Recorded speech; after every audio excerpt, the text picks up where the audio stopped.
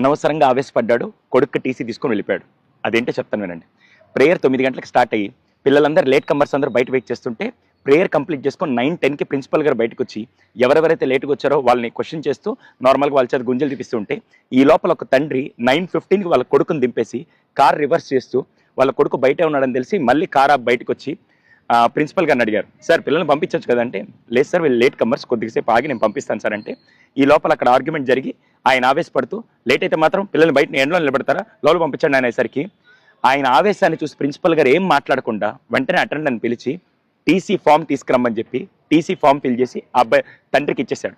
అప్పటిదాకా voice raise చేసిన తండ్రి సడన్ గా వాయిస్ తగ్గించి అదేంటి సార్ టీసీ ఇస్తున్నారంటే, సార్ చదువు ఎక్కడ నేర్పించవచ్చు కానీ పిల్లలకి నేర్పించాల్సింది ఈ వయసులో డిసిప్లైన్, అందులో లేటుగా వచ్చారు కాబట్టి నేను ఆ డిసిప్లైన్ ఈ స్కూల్లో ఈ వయసులో నేర్పించకపోతే రేపు పెద్దయ్యాక వాళ్ళు ఎక్కడ నేర్చుకోలేరు, అటువంటి డిసిప్లైన్ నేను నేర్పిస్తుంటే ఇంతమంది పిల్లల ముందు మీరు నన్ను క్వశ్చన్ చేశారంటే ఇటువంటి పేరెంట్స్ నాకు వద్దు సార్ అని చెప్పి టీసీ ఇచ్చేసి పంపించేశారు.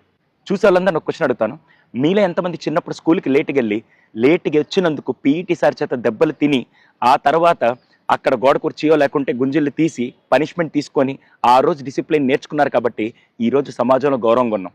ఈ జనరేషన్కి ముఖ్యంగా కావాల్సింది టెక్నాలజీ, చదువు అదంతా సెకండరీ, ఫస్ట్ కావాల్సింది డిసిప్లిన్ అండి. అది నేర్పించే బాధ్యత అటు తల్లిదండ్రులు ఇటు స్కూలు ఖచ్చితంగా తీసుకోవాలి. ఆ డిసిప్లిన్ చిన్నప్పుడు రాకపోతే పెద్దయ్యాక అసలు రాదండి. దీని మీద మీ అభిప్రాయం ఏంటో కామెంట్ సెక్షన్లో తెలియచేయండి. వీలైనంత మందికి ఈ వీడియోని షేర్ చేయండి.